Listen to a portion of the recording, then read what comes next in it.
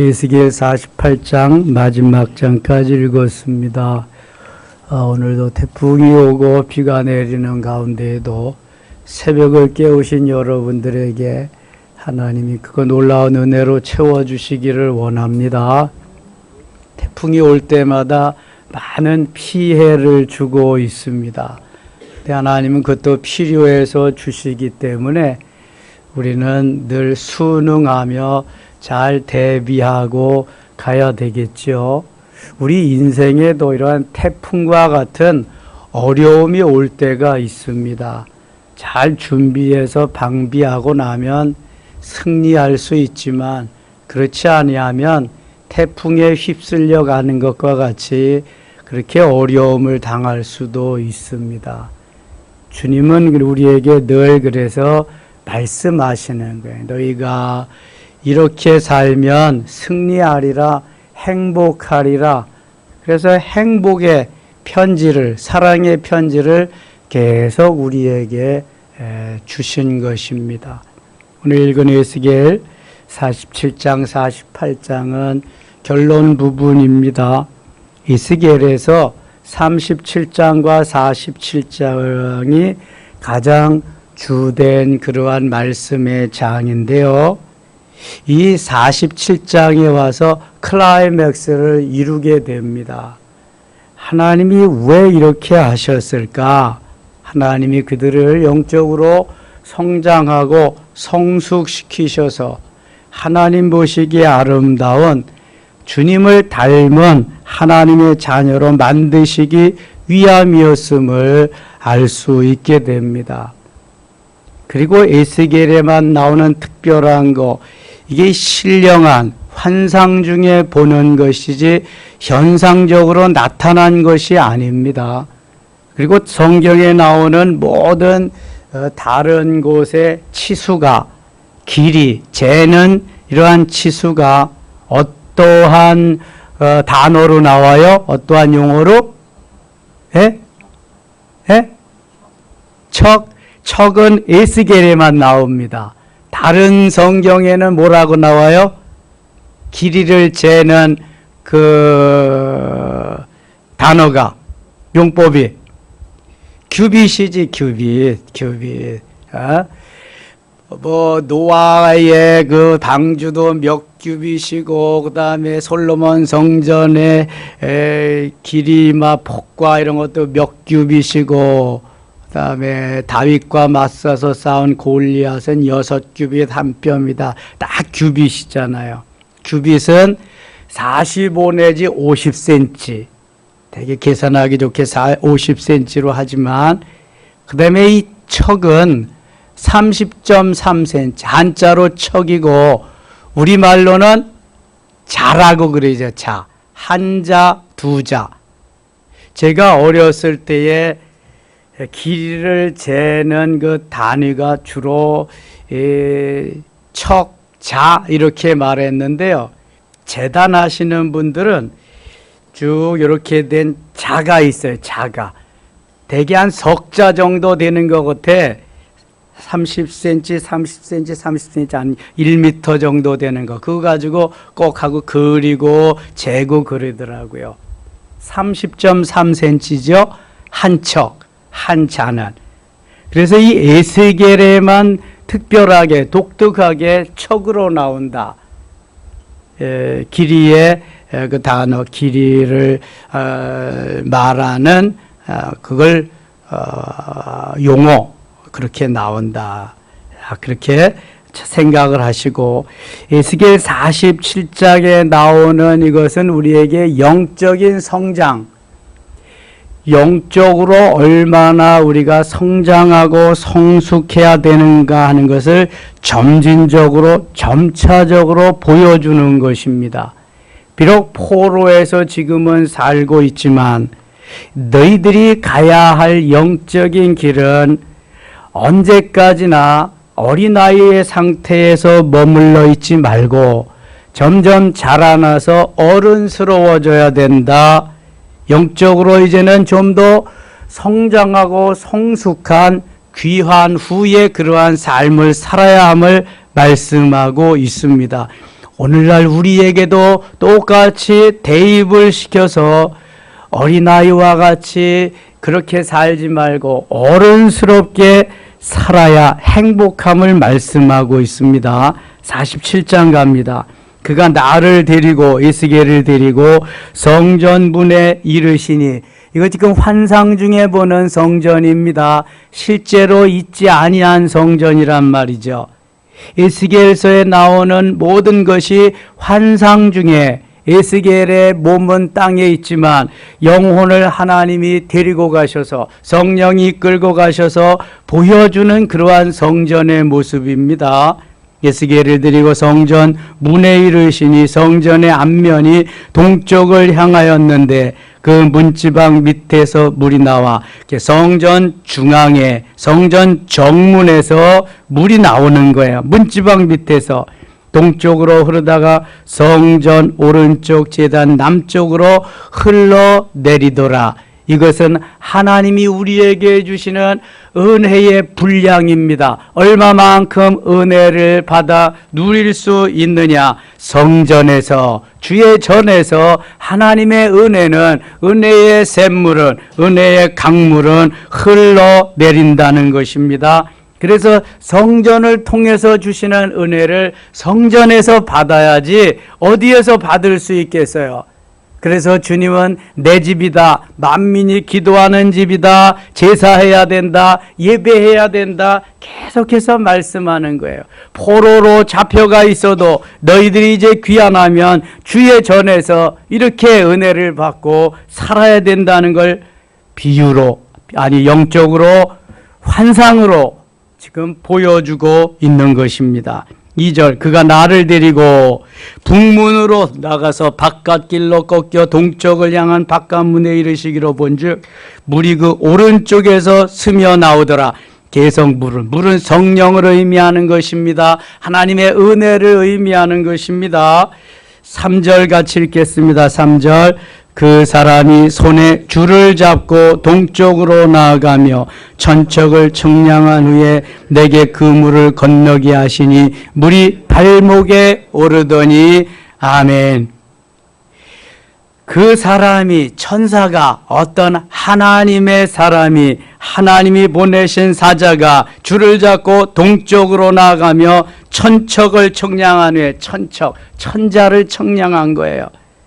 내게 그 물을 건너게 하시니 물이 발목에 오르더니, 천척을 청량했는데도 물이 발목에 밖에 오르질 않는 거예요. 아무리 그 사람이 가도 발목에 밖에 물이 오르질 않는 거예요. 신앙생활을 아무리 오래 해도 은혜가 발목에 밖에 이르지 아니하는 사람들이 있어요. 우리가 아는 이 영성에 있어서, 내 기둥에 있어서 제1단계입니다. 1단계. 본능 단계.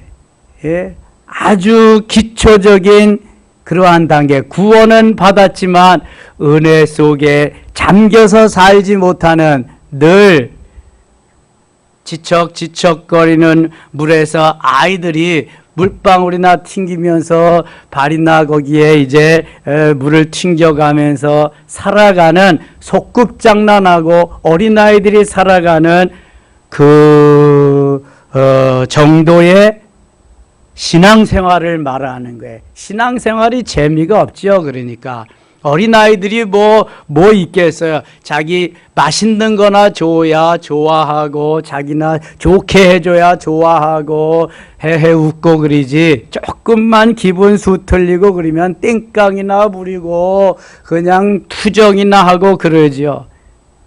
가끔 저는 정영웅 집사님의 누구죠? 우주가 땡깡 놓는 걸 보는데 와, 대단하더라고요. 그래서 누구 닮았을까? 보나마나 뻔하지 뭐 누굴 닮아요. 지네 아버지 지네 엄마 닮는 거지. 근데 지네 아버지 닮았을 것 같아. 보니까 아들은 되게 아빠 닮거든. 이게 아이들이 자라나면서 그런 과정을 통해서 자라나고 하는데요, 이 어린아이 때는 어쩔 수가 없어요. 그게. 그래서 어린아이일수록 아주 철저하게 훈련을 시켜야 됩니다.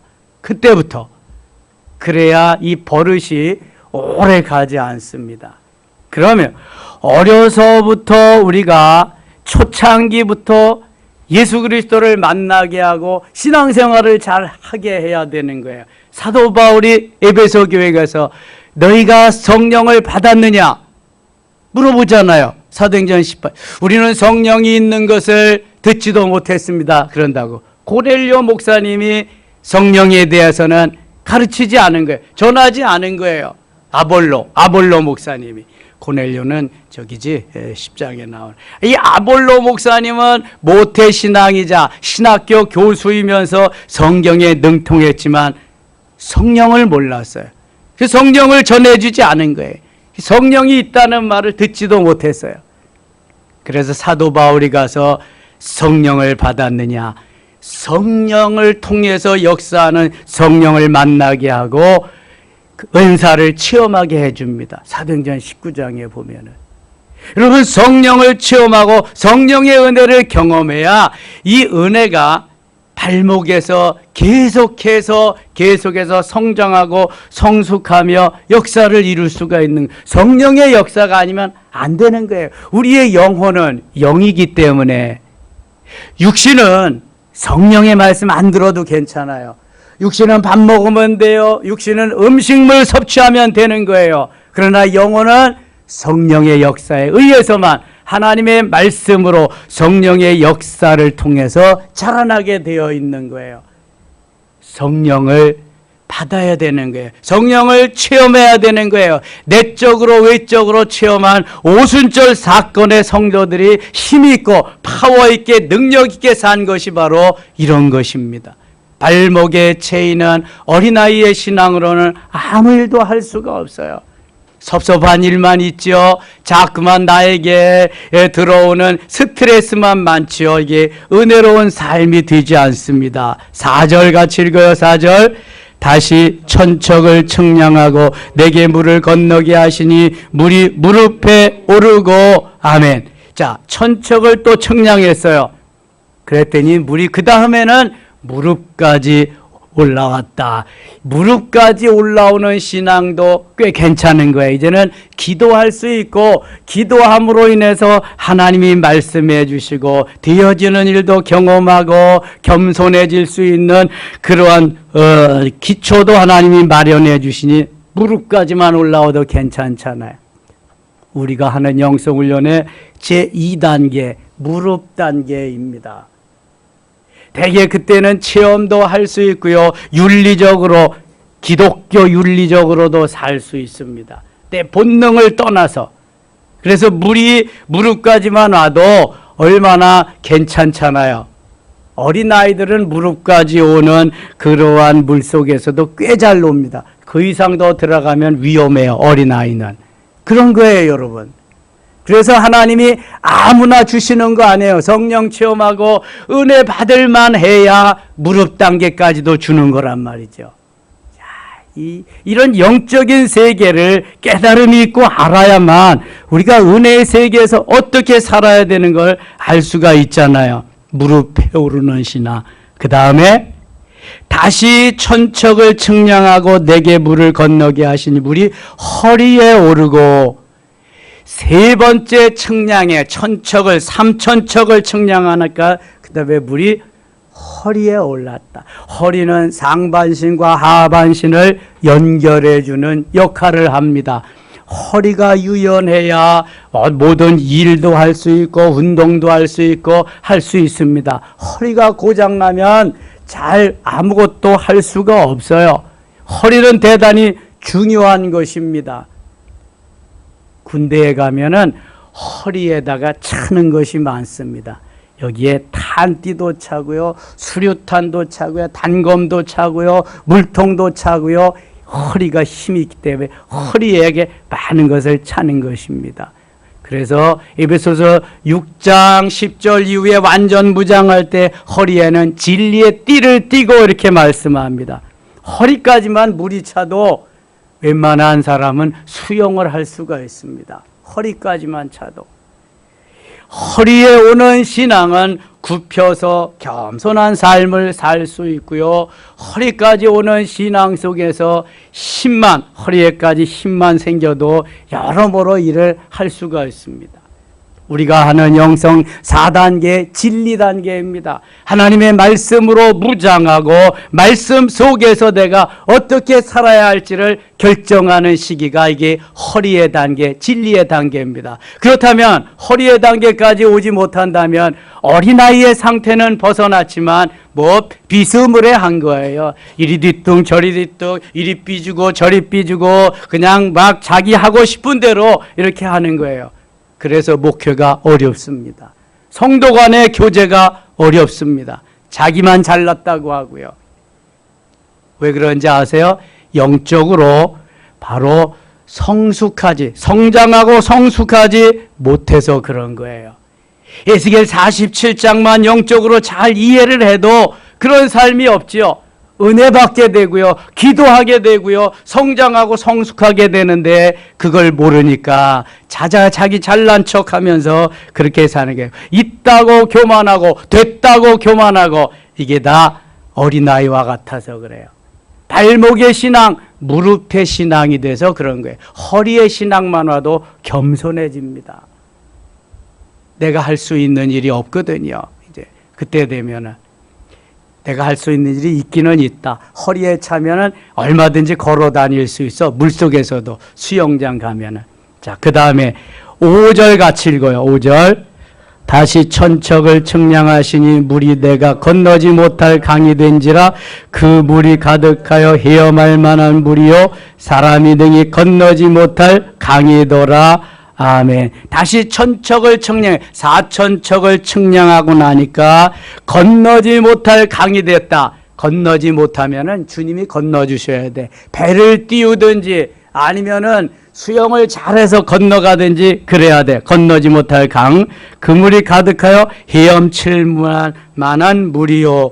허리에서는 헤엄을 치다가도 자꾸 발이 닿을 수도 있고 그러니까 건너지 못할 강이라고 하는 것은 물이 내 키를 넘어버리는 겁니다. 아예 그냥. 그러면은 이제는 수영을 한다든지 그분이 나를 이끌어 가지 아니하면 그 강은 건널 수가 없습니다. 이제 내가 할 수 있는 일이 없는 거예요. 발이 안 닿으니까. 예? 아니면은 저 사해에 가서 누워 있든지 거기는 그냥 뜨니까.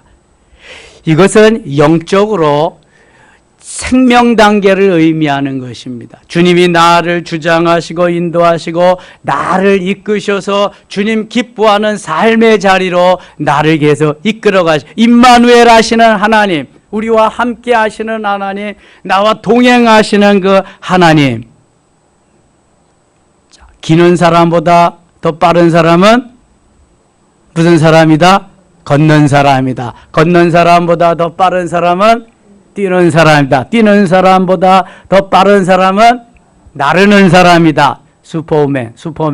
나르는 사람보다 더 빠른 사람은 성령께 붙잡혀 다니는 사람이다.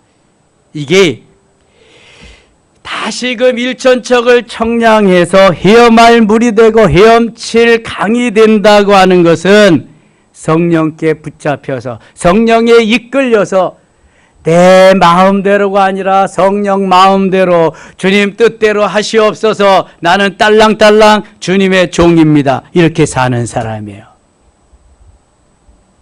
이렇게 사는 사람 어떻게 살아야 되겠어요?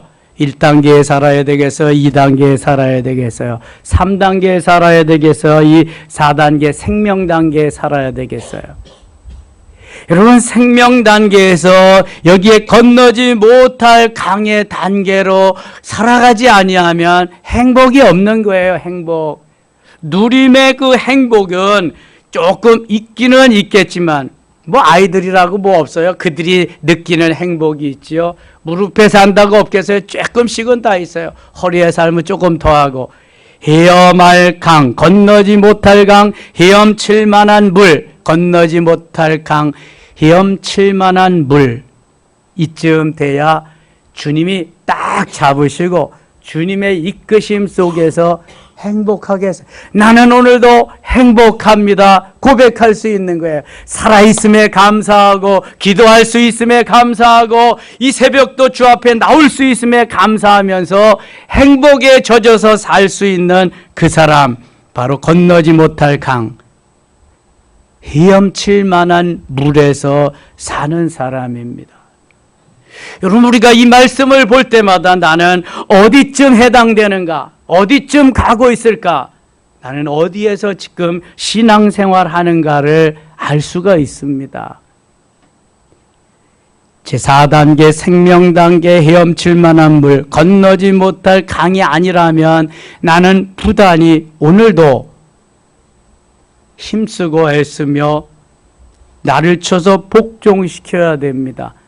하나님이 에스겔에게 주신 결론적인 말씀입니다. 너희들이 이제 저 포로에서 귀환해서 하나님이 주신 땅, 하나님이 주신 본토에 들어가서 살 때 너희들은 이렇게 살아야 된다. 1차, 2차, 3차, 3천척을 청량하고 나서 4천척을 청량할 때 그렇게 살아야 행복하다. 그렇게 살면은 어떤 역사가 일어나냐? 6절, 그가 내게 이르시되 인자야 내가 이것을 보았느냐 하시고 나를 인도하여 강가로 돌아가게 하시기로 내가 돌아가니 강 좌우편에 나무가 심이 많더라. 그가 내게 이르시되 이 물이 동쪽으로 향하여 흘러 아라바로 내려가서 바다에 이르리니, 같이 읽어요. 이 흘러내리는 물로 그 바다의 물이 되살아 나리라. 아멘. 죽었던 바다가 이제 헤엄할 물, 건너지 못할 강, 헤엄칠 만한 물이 되어서 흘러 넘치는 거예요. 물을 갖다가 채워놓으면 용량이 넘치면 흘러 넘치게 되어 있습니다. 그릇도 그렇고 어디든지 그렇습니다. 폭우, 폭풍, 이게 용량보다 많아서 흘러 넘쳐서 그렇잖아요. 항상 과자를 쓰지. 과시, 과음, 과로, 또 뭐 있을까? 예? 이렇게 과자를 쓰지. 넘친다는 거예요. 본래의 상태보다. 그 다음에 물은 넘치면 과수가 아니라 뭐라 그래? 홍수라 그래. 물은 넘치면은. 때를 비는 또 폭우라고 그리고, 이게 현 상태보다 넘치면은요, 이게 오버하면은요, 그 다음부터는 내가 주체할 수가 없는 거예요. 하나님이 내게 해주실 은혜, 이것이 넘치면 주체할 수가 없는 거예요. 그래서 흘려보내야 돼. 흘려보내야 돼. 오순절 사건이 이거잖아요. 다메섹 사건이 이거잖아요. 저 야복강 나루의 사건이 흘러 넘쳐서 이제 보내는 거예요. 그래서 흘러 넘쳐서 보내서 내가 행복의 바이러스, 생명의 바이러스, 능력과 권세의 바이러스를 흘려 보내니까 그걸 받은 사람들이 또 그렇게 그것을 받고 행복해지는 거예요. 힘있게 능력있게 살아가는 거예요. 구원받게 되고요, 하나님의 은혜 속에 대해서 예수 그리스도를 증거하며 살아가게 되는 거예요. 이 흘러내리는 물로 그 바다의 물이 살아나리라. 죽었던 바다가 생명수가 흘러가니까 살아나는 거예요. 죽었던 영혼들이 생명수가 공급되어서 하나님의 사람들이 가서 행복의 생명의 바이러스를 전하니까 살아나는 거예요. 아멘입니까? 그래서 가만히 있으면 안 되고 성장하고 성숙해서 생명수의 강가에서 헤엄칠 만한 물을 내가 경험하고 이걸 공급해 줘야 돼요.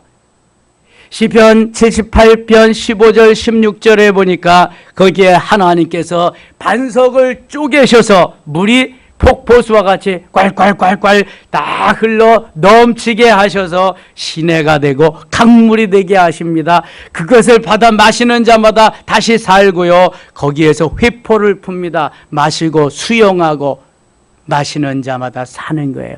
이것이 예수 그리스도께서 자신을 쪼개시고 반석 되시는 주님이 거기에 생명수를, 생명의 피를 다 흘려보내셔서 마시는 자마다, 먹는 자마다 다 살아난 거예요. 우리가 그래서 살아났잖아요. 세 번째는 우리가 해야 되는 거예요. 이제 내가 쪼개져서 내가 행복의 바이러스, 생명의 바이러스, 하나님이 기뻐하는 걸 계속 흘러 넘쳐 보내면 그 다음에 그것을 받아먹는 사람이 살아나는 거예요. 이거잖아요. 흘러내리는 물로 그 바다와 물이 되살아나리라. 되살아난. 우리는 되살아나는 역할을 해야 돼. 살리는 역할을 해야 돼. 죽이는 역할을 하면 안 되는 거예요. 요즘 사회가 왜 그렇습니까? 계속 여기저기서 칼부림을 죽이고 그냥 이런 역사가 살인하겠다는 것이 인터넷에 계속 떠오르고, 이게 지금 사단이, 마귀가 얼마나 이 공중의 권세 잡은 자가 우리 이 사회를 좀먹어오고 우리를 멸망시키려고 하는지 그것을 단적으로 보여주는 거예요. 살아 역사하시는 생명의 물이 흘러 넘치면 이것들을 잠잠하게 될 때 그게 점점 없어지니까 세력이, 사단의 세력, 마귀의 세력이 계속 이렇게 강해지는 거예요. 예수님 오실 때가 점점 가까워올수록 점점 더 강해집니다. 이 역할을. 그래서 우리는 깨어 기도하고 어떻게든지 흘러 넘쳐갈 수 있도록 내가 준비하고 만들어져야 가고 성령 충만해져야 될 줄 믿습니다. 우선 바다의 물이 되살아나는 거예요. 생명수가 가니까, 생명이 공급되어 가니까. 간척지는요, 바닷물로 쪄들어 있는 그러한 곳이거든요. 그것을 민물로, 빗물로 계속해서 물을 집어넣어서 빼고 그래가지고 농사를 질 수 있는 거예요. 아산만 그런 데가 다 그렇잖아요. 간척지가. 김준홍 목사님이 사역하던 그러한 곳이 딱 그거잖아요. 그래서 첫 해는 농사 졌는데 다 실패했어요. 뭐 바닷물이 있던 곳이니까. 그 다음에 빗물이 와가지고 씻겨 내려간 다음에 농사가 되는 거지. 생명수가 하는 곳마다 사는 역사가 일어나는 거예요. 9절 갑니다. 9절 같이 읽어요. 이 강물이 이르는 곳마다 번성하는 모든 생물이 살고 또 고기가 심히 많으리니 이 물이 흘러들어가므로 바닷물이 되살아나겠고 이 강이 이르는 각처는 모든 것이 살 것이며. 아멘. 이 물이, 이 강물이, 이거 생명수입니다. 그냥 물이 아니에요. 생명수가 이르는 곳마다 번성하는 모든 생물이 살고, 번성하는 생물, 또 고기가 심히 많으리니, 고기도 많아지죠. 이 물이 흘러들어가므로 바닷물이 되살아나고 바닷물도 되살아나고 이 강이 이르는 각처에 모든 것이 살 것이며. 아무튼 흘러 넘쳐서 생명수가 가는 곳마다, 생수가 가는 곳마다 살아나는 역사가 일어나는 거예요. 살리는 역사가 일어나는 거예요. 살리는.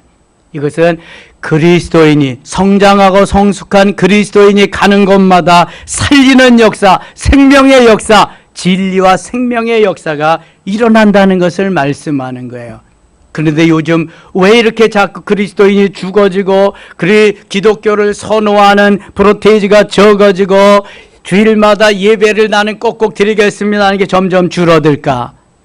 생명수를 마신, 생명수 강가에 살면서 그 속에 들어가서 헤엄할 만한 물, 건너지 못할 강에 사는 성도들이 점점 줄어간다는 의미 아니겠습니까? 점점. 방법이 있습니다. 이것은 우리가 살아나야 돼요. 생명의 강가에서, 바로 성전에서 흘러내리는 생명수를 마시고 성장하고 성숙해서 오바해서 흘러 넘쳐서 흘려 보내면 되는 거예요. 돈 벌어서도 흘려 보내고, 공부해서도 흘려 보내고, 은혜 받아서도 흘려 보내고, 자꾸 흘려 보내는 역사가 있어야지. 가지고 움켜쥐고 있으면은 흘려보내지 않는 물은 어떻게 된다? 썩습니다. 썩어요. 이거는. 대한민국 교회가 그럼 어떻게 되고 간다는 거예요? 지금 썩어져 간다는 거예요. 썩어져 간다. 유럽의 교회가 그래서 다 무너지죠. 미국의 교회가 다 무너지잖아요. 대한민국 차례가 와서 계속 이렇게 가고 있잖아요. 혹시 여러분 그런 거 문자 받으셨지요? 기독교 방송, 아니 극동 방송에서 동성애는 하면 안 됩니다. 성경적으로 동성애는 하지 말라고 했습니다. 죽이라고 했습니다. 동성애 하지 말라고 했다고 소송했습니다. 재판에서 1심에 패소했습니다. 졌습니다. 여러분, 동성애 하지 말라 그랬는데도 그냥 법원에서 그거 잘못됐다고 이렇게 인정을. 만일 동성애 차별금지법이 합법화되었다, 난리가 나는 거죠. 지금은 그게 아닌데도 동성애를 말했다고 해서 제지를 받고 패소하는데요. 들어가서 여러분들 그거 다 서명해 주세요. 그래서 2심에서는 승리해야 됩니다. 저는 승리할 것을 믿습니다. 반드시 동성애 하지 말아야지, 차별금지법 통과시키지 말아야지. 그거 지금 했다고. 아니 법원도 그렇지. 이게 지금 잘못된 게 한두 가지가 아니요. 이게 지금 이러한 현상이 각처에서 일어나는데 살리는 역사가 일어나야지, 자꾸 죽이는 역사, 죽는 역사만 일어나면 어떻게 하겠습니까?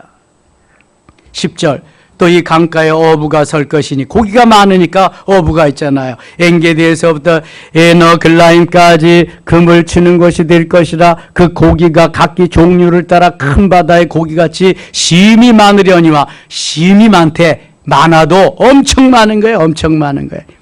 11절, 그 진펄과 개팔은 되살아나지 못하고 소금 땅이 될 것이며. 근데 이게 웬일이에요? 진펄과 개펄은 되살아나지 못하고 소금 땅이 될 것이다. 자, 진펄과 개펄은 썰물이 될 때는 바닷물이 쫙 와서 있다가 그럼 바다가 되는 거예요. 물이 됐다가. 그 다음에 썰물이래. 밀물 때는 와서 바닷물이 와서 바닷가가 바닷물이 됐다가 썰물이 되면 밀려나가잖아요. 그럼 밀려나가면은 소금기만 있는 거예요. 소금기. 거기는 생물이 살지 못해요. 그러니까 진펄과 개팔은 되살아나지가 못하는 거예요. 바로 생수가 들어가야, 생명수가 들어가야 살아나는 역사가 있는데 이거는 되지 못한다. 그러니까 생명수를 받지 못하고 흘러 넘쳐 가는 것도 받아들이지 못한다면 그것은 살아날 역사가 없는 거예요. 12절 같이 읽어요. 12절. 강 좌우가에는 각종 먹을 과실나무가 자라서 그 잎이 시들지 아니하며 열매가 끊이지 아니하고 달마다 새 열매를 맺으리니 그 물이 성소를 통하여 나옴이라. 그 열매는 먹을 만하고 그 잎사귀는 약재료가 되리라. 아멘. 이 물이 생명수가 흘러가는 곳에는요 버릴 것이 없어. 강 좌우간에 각종 먹을 과실나무가 있지. 그 잎이 시들지 아니하고 열매가 끊이지. 계속 사시사철 열매가 맺는 거예요. 달마다 새 열매가 맺으리니. 달마다, 해마다. 열매는 1년에 한 번 먹잖아요. 우리가 봄에 꼽혀가지고 가을에. 지금 뭐 복숭아 같은 게 태풍에 많이 떨어지고 과일 같은 게 한 번. 그런데 여기는 달마다 열리는 거야. 달마다. 1년 12달 계속 열리는 거예요. 그 물이 성소를 통하여 나옴이라. 그 물이 어디를 통하여 나온다고요? 성소를 통하여. 1절에도 보면은 성전 문지방에서 물이 나왔거든요. 그러니까 교회에 나와야 돼요? 안 나와야 돼요?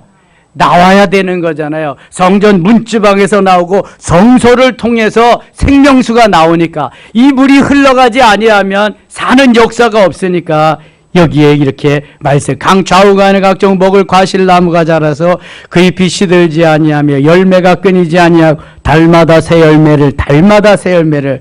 그러면 먹고 살 걱정 하나도 안 해도 되지. 그 물이 성소를 통하여 나옴이라. 성소를 통하여 나옴. 그 열매는 먹을 만하고 그 잎사귀는 약재료가. 열매도 먹고 잎사귀도 약재료가 되리라. 버릴 것이 없이 모든 것을 형통하게 승리케 하시는 놀라운 역사가 있게 되는 줄 믿습니다. 13절, 주 여호와께서 이같이 말씀하셨느니라. 너희는 이 경계선대로 이스라엘 12지파에게 이 땅을 나누어 기업이 되게 하되 요셉에게는 두 몫이니라. 이미 여호수아 때에 가나안 땅을 다 분배해 주었지만 이제 다시금 포로되어서 귀환에 갈 때에는 이렇게 분배를 해라. 대신 요셉에게는 두 몫이니라. 이미 요셉에게 두 몫 주었잖아요. 그래서 요셉의 이름은 빠지고 요셉의 아들 에브라임과 므낫세가 대치하게 됩니다. 또 누가 빠지죠? 요셉에게 두 지파를 주니까 레위 지파가 빠집니다. 레위 지파는 주의 전에서만 일을 해야 되기 때문에 이걸 다시 한번 쭉 에스겔을 통해서 말씀하십니다. 21절 갑니다. 21절. 그런즉 너희가 이스라엘 모든 지파대로 이 땅을 나누어 차지하라. 너희는 이 땅을 놔두되 제비 뽑아 너희와 너희 가운데 머물러 사는 타국인 것 너희 가운데에서 자녀를 낳은 자의 기업이 되게 할지니 너희는 그 타국인을 본토에서 난 이스라엘 족속같이 여기고 그들도 이스라엘 지파 중에서 너희와 함께 기업을 얻게 하되. 자, 그래서 우리도 외국인 노동자들, 외국인 나그네들을 우리들이 잘 대우해 줘야 돼요. 엊그저께도 말씀드렸지만 저들은 지금 비닐하우스 속에서 40도 이상 되는 그 속에서 제대로 물도 주지 않아서 사 먹어가면서 일을 하는데 숙소에 들어가도 역시 비닐하우스 속에서 사니까 잠도 자지 못하고 막 실신하고 이런 상황이 막 일어난단 말입니다. 만일 우리가 아메리칸 드림을 가지고 가서 미국에 와서 하는데 그렇게 대우를 받았다면 얼마나 미국 놈들 나쁜 놈들이라 그러겠어요. 지금 코리안 드림을 가지고 동남아에서 저 아프리카에 못 사는 나라 사람들이 코리안 드림을 가지고 왔는데 그렇게 한다면 얼마나 욕하겠어요. 성경은 계속 말씀합니다. 저들을 잘 대해 타국인을 본토에서 난 이스라엘 족속같이 여기고 너희 족속, 너희 민족과 같이 그렇게 여겨서 살라는 거예요. 23절. 타국인이 머물러 사는 그 지파에서 그 기업을 줄지니라 주 여호와의 말씀이니라. 하나님이 말씀하신 대로 따라 사는 것이 승리의 길인 줄 믿습니다. 48장 갑니다. 48장 마지막 35절 가겠습니다. 35절 같이 읽어요. 그 사방의 합계는 18,000척이라 그날 후로는 그 성읍의 이름을 여호와 삼마라 하리라. 아멘. 자, 여호와 삼마 무슨 말일까요? 여호와께서 여기 계신다. 여호와께서 살아계신다. 존재하신다. 이게 삼마라는 뜻입니다. 여호와 삼마. 비슷한 말이 뭐 있을까요? 임마누엘, 하나님이 우리와 함께 하신다. 걱정하지 말라는 거예요. 하나님이 우리와 함께 하시고 하나님이 우리를 지켜주신다. 하나님이 존재하신다. 살아 역사하시는 하나님이 우리와 함께 하시니까 여호와 삼마 걱정하지 말아라. 지켜주신다.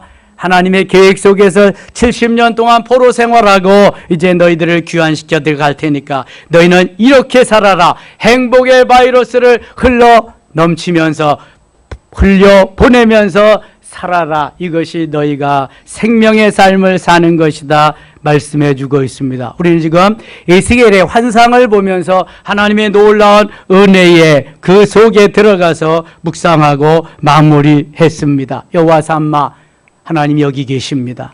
하나님 함께 하십니다. 승리케 하시는 그 하나님이 우리를 오늘도 의의 길로 생명의 길로 아름답게 인도해 주실 것을 믿습니다. 기도합니다. 하나님 아버지 은혜를 감사합니다. 오늘도 살아있음에 감사하며 기도할 수 있음에 감사하고 하나님이 영광을 받으시옵소서. 에스겔 47장에 보니까 우리는 어떻게든지 발목에서 무릎으로, 무릎에서 허리로, 허리에서 헤엄할 만한 강, 건너지 못할 강으로 건너 이렇게 성숙해야 될 것을 말씀하는데 반드시 그렇게 되게 하시고 넘쳐서 흘려 보내서 우리로 하여금 하나님의 역사를 보게 하소서. 하나님의 역사를 이루는 도구가 되게 하여 주시옵소서. 오늘도 승리 하루 되기를 원하옵고 예수님의 이름으로 기도드리옵나이다. 아멘.